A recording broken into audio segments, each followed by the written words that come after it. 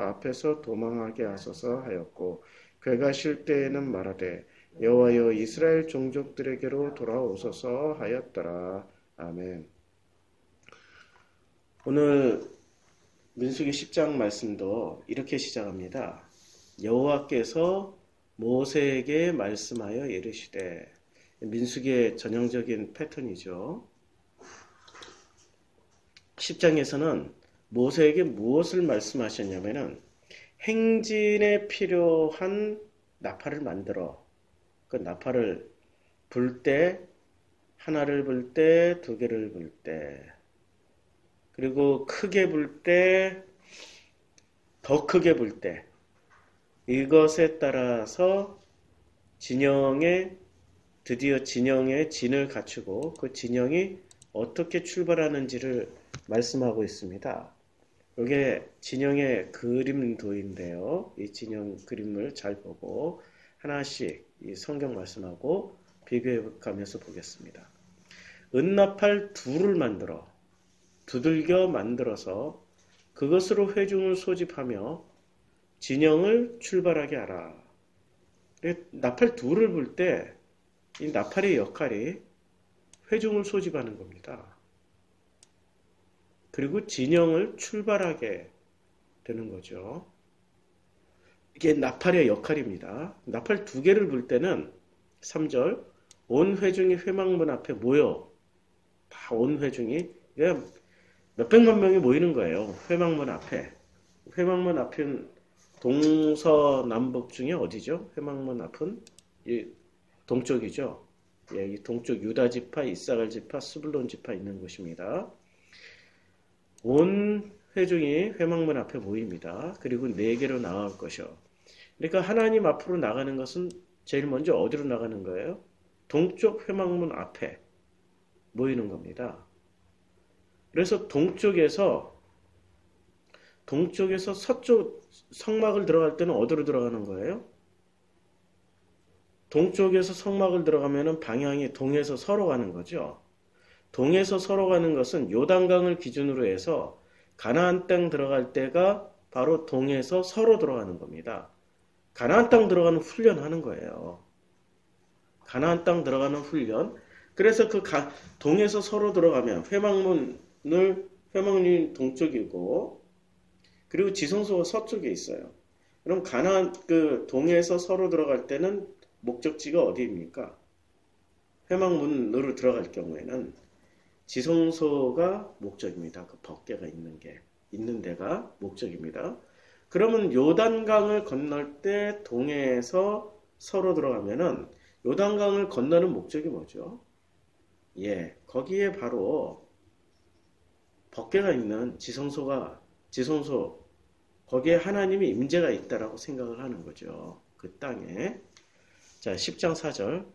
이제 나팔을 2개를 불 때는 온 회중이 회막문 앞에 모여서 누구로 나와요?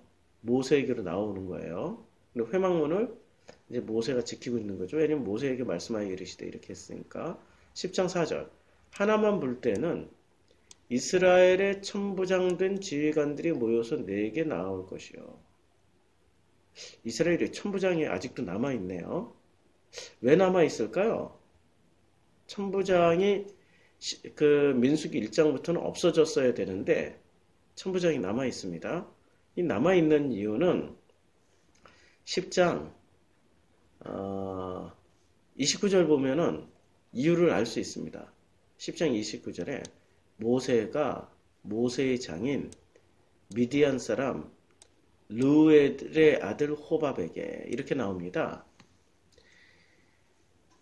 출애굽기 18장에서는 이름이 좀 달라져요. 출애굽기 18장에 보면은 모세의 장인이며 18장 1절 모세의 장인이며 미디안 제사장인 이드로가 이렇게 소개하고 있는데요. 민수기 10장 29절에서는 좀 더 복잡하게 소개하고 있습니다. 모세의 장인 미디안 사람, 출애굽기 18장 1절에서 미디안 사람 이드로가 이렇게 나왔는데 요 사이에 뭐가 붙냐면 르우엘의 아들이 붙습니다. 그 다음에 호밥에게 이르되. 왜 르우엘이란 사람의 아들 호밥이라고 말을 할까요? 민수기에서 가장 중요시 여기는 게 무엇입니까? 민수기에서 내내 민수기 1장부터 반복하고 있는 게 족보, 누구의 아들, 누구의 아들, 누구의 아들입니다. 우선 유다는 어떻게 소개하고 있습니까? 민수기에서 유다부터 소개하면 선두로 10장 14절에 선두로 유다 자손의 진영의 군계에 속한 자들이 그들의 진영별로 행진하였으니 유다 군대는 누구의 아들? 남미나답의 아들 낫손이 이끌었고 이사갈 자손의 지파의 군대에서는 수알의 아들 느다넬이 이끌었고 스불론 자손의 지파의 군대는 헬론의 아들 엘리압이 이끌었고 이런 식으로 누구의 아들, 누구의 아들, 누구의 아들이라고 이야기하는 것은 바로 하나님의 아들, 그 믿음의 조상의 아들이라는 뜻을 분명하게 하기 위해서 믿음의 조상의 그 아들이 그 지파의 족장이 되었더라라고 말씀하기 위해서 민수기는 1장부터 누구의 아들, 누구의 아들이라고 말하고 있습니다. 그러니까 출애굽기 18장은 천부장, 백부장, 10부장, 아니 50부장, 10부장의 시스템이면 민수기에서 히브리가 이스라엘이 되는 그 방식은 천부장에 들어가는 것도 아니고 백부장이 되는 것도 아니고 50부장 되는 것도 아니고 10부장이 되는 것도 아닙니다. 히브리가 이스라엘이 되는 방식은 믿음의 조상의 그 아들이 될 때 아들 시스템으로 만들어 놓은 거예요. 근데 10장에서 보니까 모세의 장인 미디안 사람 르우엘의 아들 호밥이라고 말을 하고 있습니다. 호밥, 그러니까 르우엘의 아들이라는 거예요. 르우엘의 아들. 자, 르우엘은 어떤 사람입니까? 르우엘은 어떤 사람이죠? 르우엘은 믿음의 조상이었나요? 아닙니다. 르우엘은 믿음의 조상이 아니고요. 그냥 이방신을 섬기는 사람, 그 사람이 바로 호밥이라는 뜻입니다. 근데 이 호밥이라는 이름의 뜻은 무엇입니까? 히브리어 사전에 보면 간직한 사람이랍니다. 간직하고 있는. 그래서 사사기 4장 11절에 보면은 이렇게 나옵니다. 사사기 4장 11절에 모세의 장인 호밥이 한 번 더 나옵니다. 이 호밥이라는 이름이 지금 민수기 10장 29절에 나오고요. 그리고 사사기 4장 11절에 나오는데 모세의 장인 호밥의 자손 중 겐 사람 헤벨이 호밥의 자손 중에 겐 사람 헤벨이라고 나옵니다. 그럼 겐은 어디죠? 겐은 가나안 족속이에요. 자기 족속을 떠나 게데스 가까운 사아난님 상수리 곁에 이르러 장막을 쳤더라라고 나옵니다.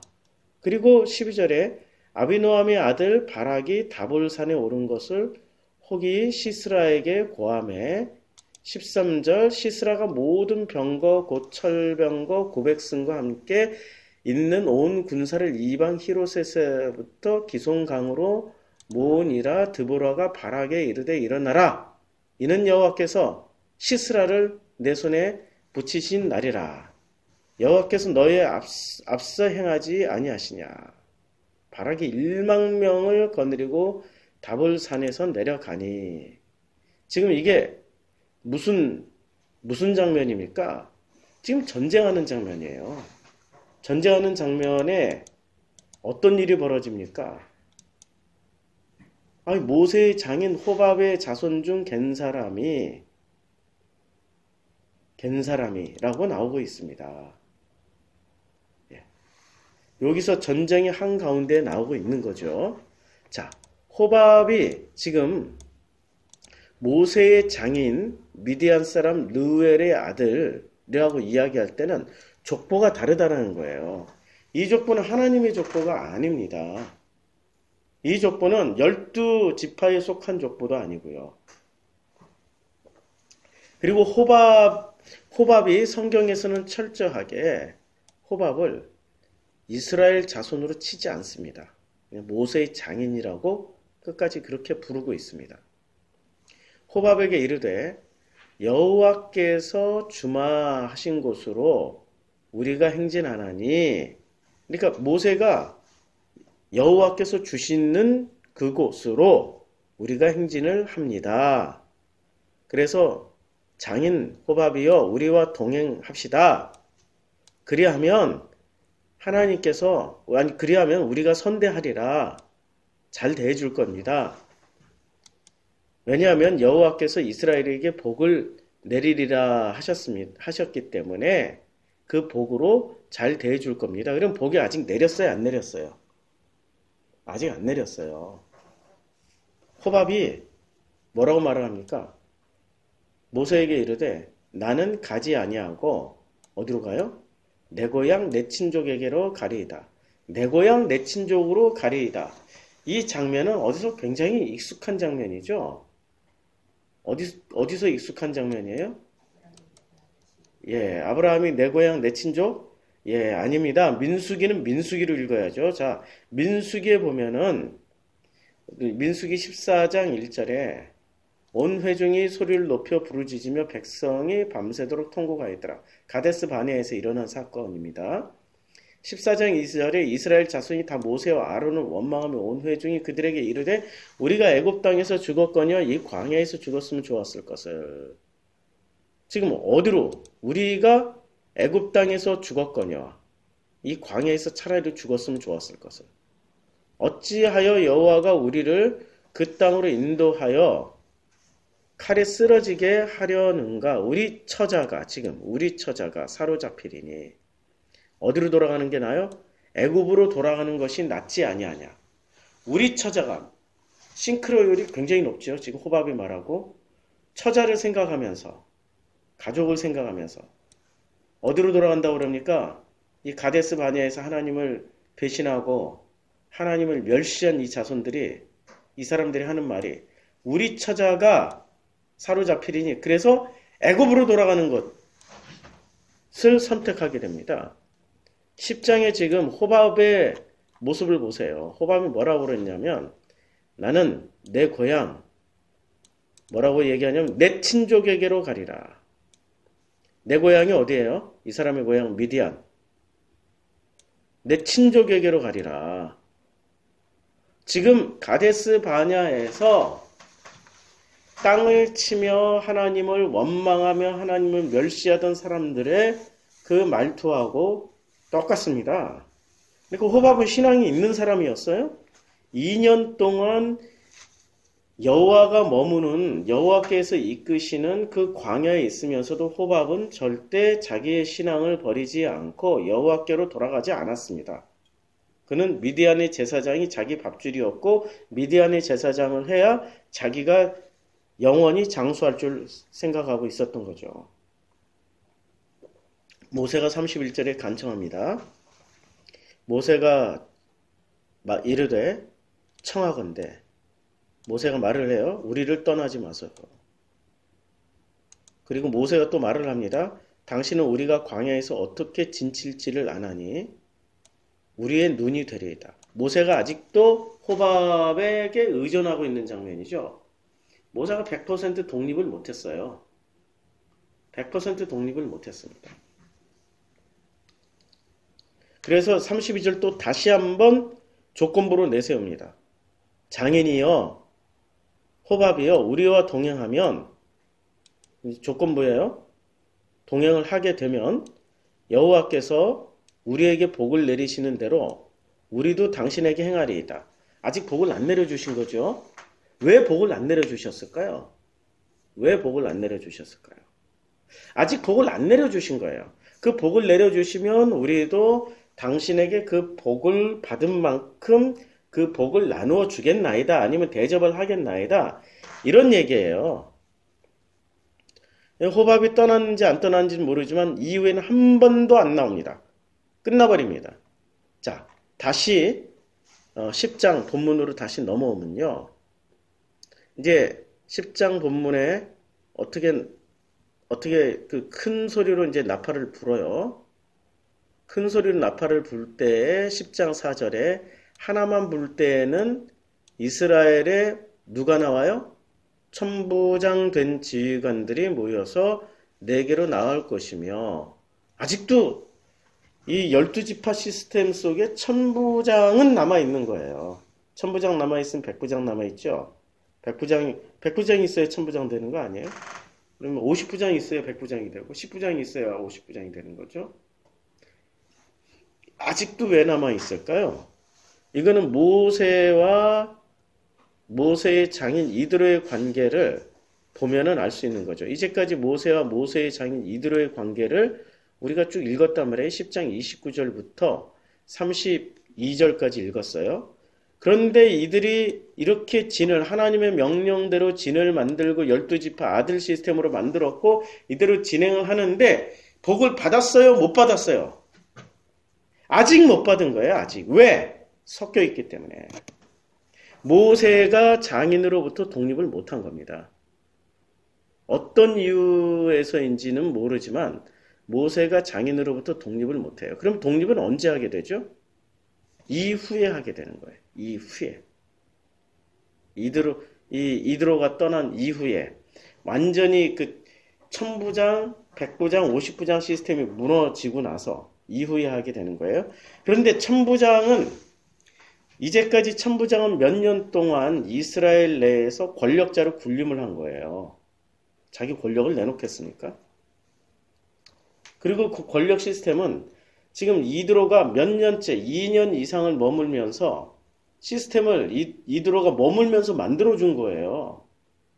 조직을 만든 사람에게 권력이 있겠습니까? 아니면 조직을 만드는 그 사람 옆에 이렇게 구경하고 있는 사람의 권력이 있겠습니까? 그러니까 지금 이 순간까지도 권력은 누구한테 있는 거예요? 모세한테 있는 겁니까? 아니면은 이드로한테 있는 겁니까? 이드로한테 있었던 거예요. 그러니까 이드로가 떠난다면은 권력을 가진 사람들이 어떻게 되겠어요? 이드로가 있을 때는 이 천부장 시스템이 움직이면서 모세를 돕겠지만 이드로가 떠나면 천부장 시스템에 있는 사람들이 모세를 돕겠습니까? 잘 안 돕겠죠. 그래서 민수기는 시작할 때부터 권위를 누구한테 줘요? 민수기의 매 첫 절마다 지금 1장부터 10장까지 7장 빼고 1장부터 10장까지 항상 여호와께서 모세에게 말씀하여 이르시기를 하는 장면은 바로 모세에게 권력을 주는 장면입니다. 그럼 그동안의 권력이 누구한테 있었다는 얘기예요? 모세가 끊임없이 1장부터 10장까지 그 권력을 하나님께로부터 받았고 그 힘과 능력을 하나님께로부터 받았다는 사실은 거꾸로 실세는 이드로였다는 얘기입니다. 조직을 만든 사람이 그 조직의 핵심이 되게 돼 있고 조직의 우두머리가 되게 돼 있습니다. 이게 바로 성경 공부 시스템 아니에요? 제자훈련. 제자훈련을 하면은 제자훈련의 모든 목적은 하나님께로 가야 되는데 제자훈련을 시켰던 사람이 그 권력의 중심에 서고 제자 수 없이 나오는 그 제자들의 우두머리는 제자훈련을 총괄 지휘 감독했던 사람이 우두머리가 되는 거죠. 그래서 80년대 90년대 제자훈련 했던 교회는 당연히 제자훈련을 진두지휘했던 회장님 중심으로 해처모여가 돼버린 거죠. 회장님이 하나님께로 가면 따라가고 회장님이 교회 성장으로 가면 교회 성장으로 따라가는 거고 회장님이 뭐 하자 그러면 하고 회장님이 하지 말자 하면은 안 하는 거죠. 그게 제자훈련의 단점 아니에요. 제자를 만드는 것이 결국에는 조직하는 거 아닙니까? 근데 지금 아직도 이드로가 남아가지고 이드로의 시스템이 좀 뿌리를 내리고 그 뿌리를 뽑아낼 수가 없는 상황이 돼버린 겁니다. 그러니까 모세가 이드로를 떠나지 말라고 간청을 하게 되는 거죠. 당신이 가면 무너진다고 의지할 수밖에 없는 상황이에요. 여호와께서 매번 모세에게 말씀하셔도 모세는 그것을 100% 수행할 능력이 없다라고 이야기하면 이 말씀을 듣는 성도님들이 깜짝 놀라실 겁니다. 모세는 모세는 하나님의 사람이 이렇게 바뀌었는데 우리 자신을 생각해 보면 돼요. 우리 자신이 하나님의 말씀을 받았다고 그때부터 100% 하나님 사람이 됩니까? 아닙니다. 수많은 시행착오를 거치는 그 과정이 있게 되는 거죠. 결국 모세는 가나안 땅 바라보고 가나안 땅 못 들어갔어요. 그래서 10장 4절에 천부장된 지휘관들이 아직도 남아있는 겁니다. 그리고 그 이드로의 이름이 여기서 호밥으로 바뀌었습니다. 간직한, 뭘 간직했냐 이거죠. 뭘 간직했냐. 호밥이라는 이름이. 자기 신앙 간직한 거예요. 여호와 신앙을 간직한 게 아니고요. 자, 이제 10장 5절. 이제 그래서 10장 4절은 해결됐죠. 너희가 그것을, 나팔을 크게 볼 때는 동쪽 진영들이 행진할 것이며. 그러니까 동쪽 진영부터. 그러니까 어디부터 행진하는 거예요? 북쪽부터 행진하는 게 아니라 동쪽부터 진행하는 겁니다. 그러니까 지성소가 있는 북쪽부터 행진하는 게 아니라 사진을 보자고요. 사진을 보면 이 지성소가 있는 요 북쪽부터 아니 서쪽, 동서, 서쪽부터 행진하는 게 아니라 어디부터 행진해요? 출입구가 있는 동쪽부터 행진하게 되는 겁니다. 이 뜻은 들어오라 이거예요. 들어오라. 문을 열고 가면은 모든 민족 들어오라 이런 얘기예요. 모든 민족 들어오라.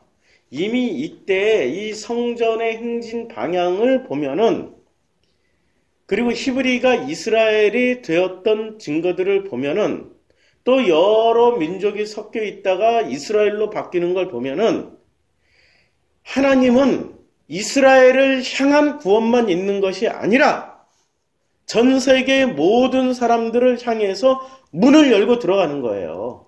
들어와서 참여하라. 그것은 장인 호밥에게 아까 29절부터 읽었잖아요. 호밥에게 뭐라고 합니까? 하나님이 우리에게 복을 주시면 당신에게도 복을 주겠다. 하나님이 우리에게 복을 내리면 당신에게도 그만큼 선대하겠다. 라고 이야기를 하는 장면에서 지금 열린 마음을 볼 수 있는 거예요. 이방 민족이라 할지라도 이방신을 믿는 사람이라 할지라도 우리와 함께 가고 우리와 함께 섞여서 이스라엘이 되면은 히브리에서 이스라엘이 되면 오합지졸에서 하나님의 양자가 되면 누구로 말미암아? 예수로 말미암아 양자가 되면은 복을 받으리라라고 말씀하시는 게 지금 10장 본문 내용의 핵심입니다. 그래서 동쪽으로 문을 열고 가는 거예요. 동쪽으로. 자, 또 두 번째 크게 볼 때는 남쪽 진영들이 행진할 것이라. 떠나려 할 때는 나팔 소리를 크게 불 것이며 남쪽 진영은 어디입니까? 남쪽 진영은 이렇게 되어 있어요. 남의 시므온, 르우벤, 갓지파. 르우벤을 중심으로 시므온, 갓지파가. 그러니까 동쪽이 출발하면 남쪽이 두 번째로 출발하는 거예요. 그 다음에 세 번째 어디가 출발합니까? 자, 그 나팔은 아론의 10절, 아니 7절. 또 회종을 모을 땐 나팔을 불 것이다. 소리를 크게 내지 말며. 소리를 크게 내지 말아야 돼요. 이때는 나팔 소리를 크게 내지 않고 불면은 그 나팔은 아론의 자손인 제사장들이 불지니. 아론의 자손인 제사장들이 부는 거예요. 이는 너희 대대의 영원한 율례니라. 제사장이 불지니 너희 대대의 영원한 율례니라. 또 너희 땅에서 너희가 자기를 압박하는 대적을 치러 나갈 때에는 나팔을 크게 불지니. 그리하면 너희 하나님 여호와가 너희를 기억하고 너희의 대적에서 구원하시리라. 작게 불 때는 어떻게 돼요? 소리를 크게 안 낼 때는 아론의 자손인 제사장들이 부는 거예요. 그럴 때 불 때 어떤 의미를 가지게 되냐면 이는 너희 대대의 영원한 율례라. 근데 우리가 제사장들이 크게 불어야 돼요? 작게 불어야 돼요? 제사장들은 작게 부르라는 얘기예요. 우리가 생각하는 것하고 완전히 반대죠. 목사들이 소리 높여서 크게 외치라는 게 아니고 우리 목회자들은 제사장들은 작게 불면 누가 역사를 해요? 하나님이 역사를 하신다는 겁니다. 힘을 빼라는 얘기예요. 힘을 빼고 누구만 의지하라고. 하나님만 의지하라고. 종교는 이 목회자들이, 승려들이,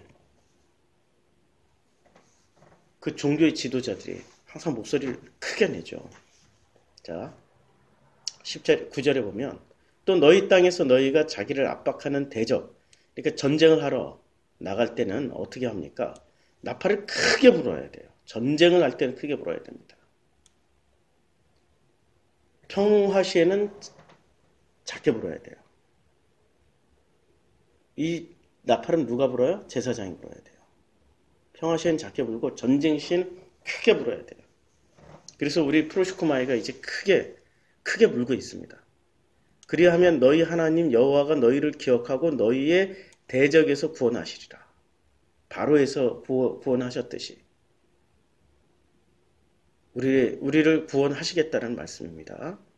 또 너희의 희락의 날과 너희가 정한 절기와 초하루에는 번제물을 드리고 화목제물을 드리면 나팔을 불라. 이제 제사를 드릴 때도 나팔을 불어야 돼요. 그런 말미암아 너희의 하나님이 너희를 기억하시리라. 나는 너희의 하나님 여호와니라. 요때가 이제 둘째 해 둘째 달 스무 날에 구름이 증거의 성막에 오르매라고 나와요. 그러면 호밥이 몇 년 동안 머물렀던 거예요? 둘째 해 둘째 달 스무 날. 이게 이스라엘의 12지파 시스템이 다 만들어질 때까지, 만들어지고 나서 20날을 더 머물렀어요. 꽤 오래 머물렀던 거죠. 29절에 호밥이 나오잖아요. 자, 이스라엘 자손이 시내광야에서 출발하여 자기 길을 가더니 바란 광야에 구름이 머무른다. 그러니까 무엇을 따라갑니까? 구름 따라 다니는 거예요. 이제부터. 이와 같이 그들의 여호와께서 모세에게, 하나님께서 모세에게 명령하신 것을 따라 이들이 행진하기 시작하는 거예요. 이 행진은 최초의 행진이겠죠. 지금 둘째 달 스무 날이니까 이스라엘이 조직되고 최초로 행진하는 그 행진 속에 여러 가지가 섞여 있었어요. 천부장도 섞여 있었고 호박도 같이 갔고, 그리고 선두로 누가 섰냐면 유다 자손이 서는 겁니다. 동쪽 문을 지키고 있었으니까. 선두로 유다 자손의 진영의 군기에 속한 자들이 그들의 진영별로 행진하였으니 유다 군대는 암미나답의 아들 나손이 있고, 요거는 그림 보면 다 그냥 해결돼요. 요 그림에 동서남북 진이 있는 성막을 중심으로 한 요 그림에 다 해결됩니다. 요 몇 절까지 해결되냐면, 끝에 이제 다 25절까지 다 26절 납달리, 27절 납달리까지. 그래서 납달리까지 행진해요. 근데 이스라엘 자손이 행진할 때 이와 같이 그들의 군대를 따라 나아갔더라. 그러니까 성막을 중심으로 해서 군대가 앞장서면 그 다음에 누가 따라가요? 그 다음에 성물을 지고 가는 레위가 따라가고, 또 앞장서면 또 중간에 군대가 가고, 또 그 다음에 고앗 자손이 따라가고, 그렇게 되면서 성막을 그대로 통째로 들고 갈 수는 없단 말이에요. 해체해서 간다라는 거죠. 그러면 그 뒤에 이스라엘 백성들이 다 따라와요.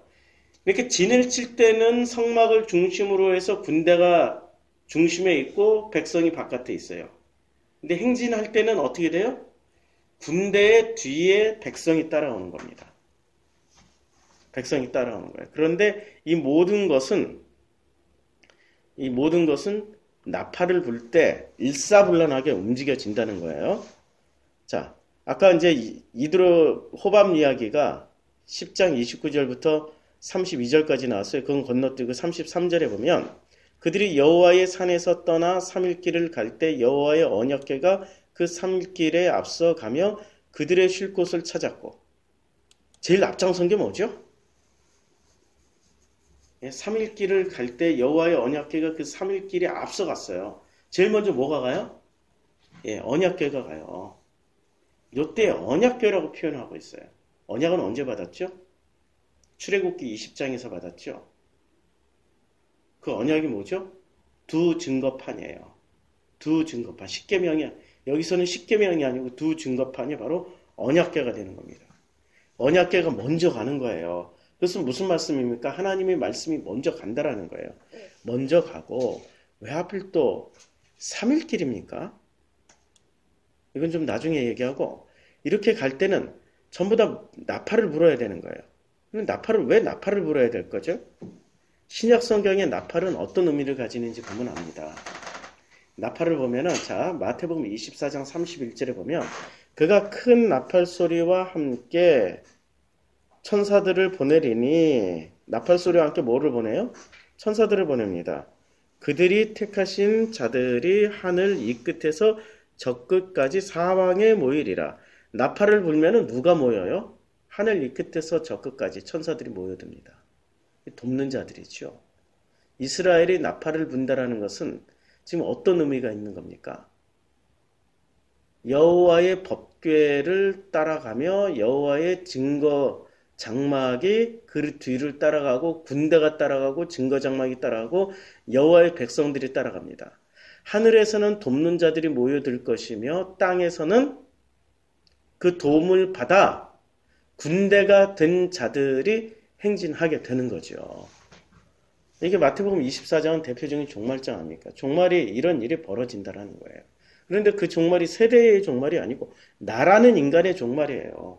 나라는 땅으로 여호와의 군대가 하나님의 아들 된 군대들이 그 언약궤를 앞세우고 법궤를 앞세우고 나를 점령해 들어온다라는 거예요. 복된 일이죠. 두려워할 일이 아니고. 그 점령할 때 아멘하고 받아들이면 되는데 지금 민수기 10장에서 아멘하고 안 받아들이는 인간이 하나 나와요. 그 사람 인간 이름이 뭐죠? 호밥이에요. 다른 신을 섬기고 있는 사람들은 여호와의 그 법궤가 그 성막이 내 몸 안으로 들어와서 성전이 되는 것을 거부한다는 겁니다. 다른 신앙을, 다른 신을 섬기고 있는 사람들은. 그런데 여호와 하나님을 앙망하는 사람들은 아멘 하고 받아들이는 겁니다. 그리고 고린도전서 14장 8절에 보면요. 만일 나팔이 분명하지 못한 소리를 내면 누가 전투를 준비하리요. 전투 준비를 하는 조건이 뭐죠? 나팔 소리를, 분명한 나팔 소리를 내야 되는 거예요. 나팔 소리가 흐지부지 하면은 전투 준비를 안 하는 겁니다. 그래서 제사장은 평화 시에는 작게 부르고 전투에 임할 때는 어떻게 불러요? 크게 부르라는 얘기예요. 지금 고린도전서에 민수기 말씀이 그대로 나오고 있습니다. 자, 이제 보라, 고린도전서 15장 51절에 보라, 내가 너희에게 비밀을 말하노니 우리가 다 잠잘 것이 아니요 마지막 날에 순식간에 후련히 다 변화되리라.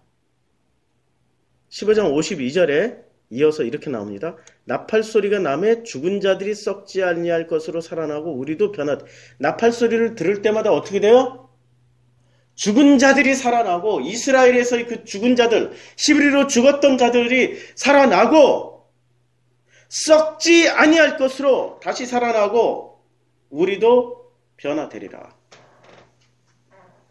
나팔을 부는 목적이 이렇게 나옵니다. 바울은 나팔과 죽은 자들이 일어나는 것을 굉장히 많이 연관을 시켰어요. 데살로니가 전서 4장 16절에 주께서 호령과 천사장의 소리와 하나님의 나팔 소리로 친히 하늘로부터 강림하시리니 그리스도 안에서 죽은 자들이 먼저 일어나고, 이 장면이 지금 민수기 10장의 내용을 염두에 두고 쓴 거죠. 그래야 우리가 확실하게 이해가 가능합니다. 그리고 나팔 소리가 제일 많이 나오는 데가 어디예요? 계시록이에요.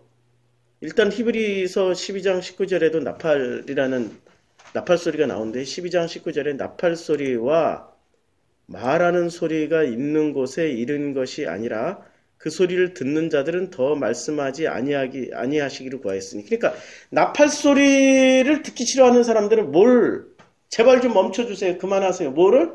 하나님의 말씀을 제발 멈춰주세요. 그만하시라니까요. 듣기 싫어요. 나팔 소리를 듣고도 반응하지 않는 사람들. 이거는 바울의 맥락하고 똑같죠. 바울은 나팔 소리를 들으면 죽은 자들 가운데서 일어나서 자기 역할을 한다는데, 여기서는 나팔 소리를 듣는 사람들이 제발 좀 그만 부르세요. 하나님 말씀 싫어합니다. 거부하는 거죠. 계시록에서는 나팔이 굉장히 많이 나오는데 1장이 나오고 4장이 나오고 8장이 나오고, 그 다음에 8장이 제일 많이 나와요. 9장에 나오고 10장이 나오고 11장, 18장이 나옵니다. 계시록 1장 10절에 보면 주의 날에 내가 성령이 감동되어 내 뒤에서 나는 나팔소리 같은 큰 음성을 들어요. 나팔소리 이꼴 뭐죠? 하나님의 음성이에요. 나팔을 작게 불고 크게 불고 하나님의 음성으로 계시록은 해석하고 있습니다. 그러니까 계시록은 철저하게 놀랍게도 출애굽 상황을 전제로 해서 읽게 되면 이해를 하게 되는 거예요. 자, 계시록 4장 1절 이흘 후에 내가 보니 하늘에 열린 문이 있는데 내가 들은 바 처음에 내게 말하던 나팔소리 같은 그 음성이 이르되 나팔소리 같은 그 음성을 통해서 지금 사도 요한은 어디로 갑니까? 이리로 올라오라 해서 어디로 올라가요? 모세는 시내산으로 올라갔고 사도 요한은 그 하늘나라에 가서 하늘나라로 올라간 거예요. 지금 민수기 장면하고 똑같은 장면, 아니 출애굽 장면하고 똑같은 장면이 계시록에 계속 보여지고 있는 거죠. 계시록 8장 2절에 내가 보매 하나님 앞에 7 천사가 서 있어 7 나팔을 부는 거예요. 7은 나팔을 받았어요. 그리고 7 나팔을 가진 7 천사가 나팔 불기를 준비하며 첫째 천사가 나팔을 부니 피 섞인 우박과 불이 나와서 땅에 쏟아지며 땅의 3분의 1이 타버리고 수목의 3분의 1도 타버리고 각종 푸른 풀도 타버렸더라. 그러니까 계시록 8장의 나팔 소리는 뭘 하는 거예요? 총 몇 번 붑니까? 계시록 8장에서는 넷째 천사가 나팔을 붑니다. 그 다음에 9장으로 넘어가서 5째, 6째 천사까지 7째 천사까지 다 나팔을 불어요. 그런데 7째 천사까지 나팔을 부는데 요 나팔을 부는 장면이 무슨 일이 연출됩니까? 징벌, 놀라운 심판, 이런 것들이 계속 이루어지는 거죠. 그런데 9장 14절에 나팔을 가진 6째 천사에게 말하기를, 이제 9장 13절에 나팔을 불어 6째 천사가 나팔을 불매 내가 들으니 하나님 앞 금제단 넷 뿔에서 한 음성이 나와요. 나팔을 불었는데 세상에 6째 날에 실체가 드러나는 거예요. 계시록 9장 14절에 6 천사가 나팔을 불었어요. 근데 내가 들어보니까 하나님 앞 금제단에서 내 뿔에서 한 음성이 나서 14절 나팔 가진 6째 천사에게 말하기를 큰 강 유브라데에 결박한 내 천사를 놓아주라 하매 이런 음성이 나오는 겁니다. 내 천사를 결박한 천사를 놓아주라. 우리가 천사를 어떻게 결박할 수 있죠? 그런 거죠. 지금 이 나팔을 부는 목적은 우리가 하나님으로부터 떠나 있었던 사람들이었고 그것을 7번이나 불었던 장면은 창세기의 첫째 날부터 7째 날까지, 그러면 우리가 첫째 날부터 6째 날까지는 하나님의 형상을 거치기 위해서 저녁이 되고 아침이 되고 저녁이 되고 아침이 되고 저녁이 되고 아침이 되고, 첫째 날은 빛과 빛으로 만들어지고 둘째 날은 빛과 어둠이 나는 것을 우리가 보면서, 셋째 날에는 묻히 드러나는 내 자신을 보면서 이렇게 만들어지다 보니까 6째 날 하나님의 형상이 회복되는 거예요. 하나님의 형상이 회복되어진 내가 보니 내 자신이 내 자신 안에 하나님의 것을 받아들이지 못했던 것을 이제는 큰 강 유브라데에 풀어놓아서 이제는 그것을 통하여서 내가 하나님의 사람으로 거듭나니까 10장 7절에 7째 천사가 소리내는 날 그의 나팔을 불려고 할 때 하나님이 그의 종 선지자들에게 전하신 복음과 같이 하나님의 그 비밀이 어디서 이루어져요? 그 광야의 땅 나에게서 창세기의 그 사건이 이루어진다라는 거예요. 계시록 철저하게 출애굽을 기초로 해서 만든 겁니다. 계시록 11장 16절 7째 천사가 나팔을 불매 하늘에 큰 음성이 나서 이르되 세상 나라가 우리 주와 그의 그리스도의 나라가 되어 그가 세세토록 왕노릇하리라. 안식에 들어간다라는 얘기입니다. 창세기 첫째 날부터 6째 날까지를 통하여서 하나님의 형상이 회복되면 7째 날에는 그 하나님의 형상은 아버지의 품에 들어가서 안식을 누리게 된다라는 말씀을 계시록은 이렇게 나팔 소리와 함께 설명하고 있습니다. 놀랍죠? 나팔 소리로 이렇게 설명을 하고 있어요. 그러면은 자, 이제 그들이 왜 법궤가 3일길을 앞서갔을까요? 왜 3일길을 앞서갔다? 그러면 3일길이라는 게 도대체 어디서 나올까요? 이 3일길을 앞서가는 게 예수님이 그 죽음을 먼저 앞서가셨죠. 십자가에서. 그리고 며칠 후에 부활하셨어요? 사흘 후니까 3일 후에 부활하셨죠. 부활은 딱 3일 후에 앞서가는 겁니다. 자, 3일. 그래서 마태복음 16장 21절에 이렇게 말씀하고 있습니다.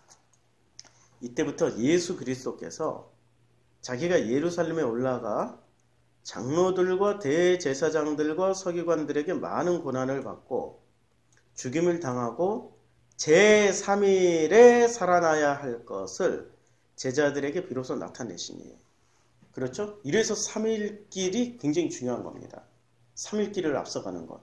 그래서 제3일에 살아나야 할 것을 말씀하고 있습니다. 마태복음 17장 28절도 죽임을 당하고 제3일에 살아나리라 말씀하셨습니다.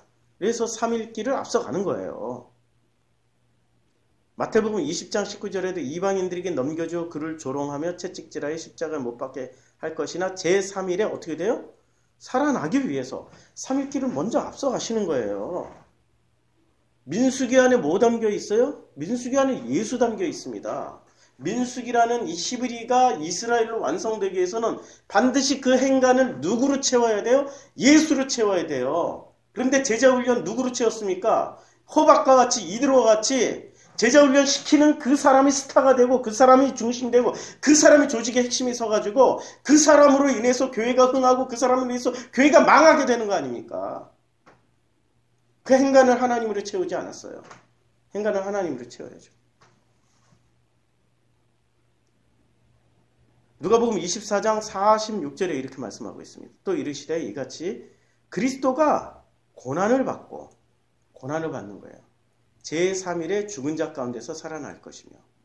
생각을 해보세요. 법궤만 앞서가는 게 고난입니까? 온 백성하고 함께 가는 게 더 안전하겠습니까? 군대와 함께 가는 게 안전하죠? 법궤만 홀랑 가는 거, 물론 거기에도 호위 군대가 있긴 하지만 고난을 받고 그리스도가 고난을 받고 제3일에 죽은 자 가운데서 다시 살아날 것이며, 이걸 다 예표하는 거죠. 지금 민수기는 철저하게 예수 그리스도를 예표합니다. 이것을 위해서 3일길을 그 법궤가 앞서 가야 되는 겁니다. 그리고 그들이 진영을 떠날 때는 낮에는 34절 여호와의 구름이 그 위에 덮였더라. 어디에 덮여요? 진영 위에. 괴가 떠날 때에는 모세가 말할 때 여호와께서 일어나사 주의 대적들을 흩으시고. 35절 주를 미워하는 자가 주 앞에서 도망가게 하소서. 36절 괴가 쉴 때는 말하되 여호와여 이스라엘 종족들에게 돌아오소서. 진영을 떠날 때는 여호와의 구름이 덮여 있고요. 35절 괴가 떠날 때에는 모세가 말하되 여호와여 일어나사 주의 대적들을 흩으시고 주를 미워하는 자가 주 앞에서 도망하게 하소서. 괴가 떠날 때는 어떤 기도를 하고 있는 거예요? 모세와 온 백성이 이렇게 기도합니다. 여호와여 일어나사 주의 대적들을 법궤가 가는 자리마다 흩으시고 주를 미워하는 자가 주 앞에서 도망하게 하소서. 그리고 괴가 쉴 때는 여호와여 이스라엘 종족들에게 돌아오소서. 그럼 괴가 어떤 역할을 해요? 첫째는 주의 대적들을 흩으시고 주를 미워하는 자가 주 앞에서 도망하게 하소서. 이게 크게 이방 민족에 해당되지만 나를 향해서 볼 때는 나라는 땅에서 여호와의 괴가 떠나요. 어디로 떠나요? 내 몸에서 내 몸으로. 내 몸에서 내 몸을 이동할 때마다 주의 대적들을 내 몸 안에 구석구석 있는, 그래서 히브리서 4장 12절에 이렇게 말씀, 여호와의 말씀은 살아있고 능력이 있어 좌우에 날성건 같이 내 살과 피와 골육과 근육과 뼈를 다 발라내는 거예요. 이게 바로 이 장면입니다. 괴가 떠날 때는 이 내 몸 안에 나라는 땅에 내 마음에 여호와여 일어나사 주를 대적하고 있는 내 몸에 내 마음에 있는 것들을 흩으시고 주를 미워하는 자가 주 앞에서 도망하게 하소서. 또 괴가 쉴 때는 여호와여, 괴가 어디서 쉬어요? 내 마음 안에서, 내 몸 성전 안에. 내 몸이 성전이니까 괴가 내 몸에서 쉴 거 아니에요. 우리는 성전이란 말이에요. 여호와여, 이스라엘 종족들에게, 우리가 이스라엘 종족이 된 거예요. 우리 안에 나에게로 돌아오소서 하였더라. 할렐루야. 이게 민수기 10장의 내용입니다. 이제 우리 프로시쿠마이 교회와 프로시쿠마이 교회가 민수기로 바뀌어 나갈 때, 민수기 진으로 바뀌어 나갈 때, 이제는 이러한 역사가 있게 되기를 간절히 기도합시다.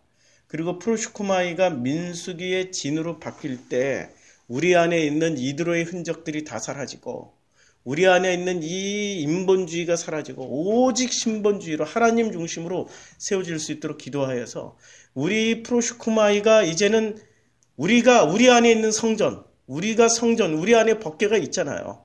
성전이니까 그 법궤를 모신 우리가 이제는 떠날 때 여호와여, 모든 것이 섞여 있는 이 바벨들이 주의 대적들을 주께서 흩으시고 주를 미워하는 자가 주 앞에서 도망하게 하소서. 여호와여, 우리가 머무는 성전인 우리들이 프로시쿠마이 성도들이 머무는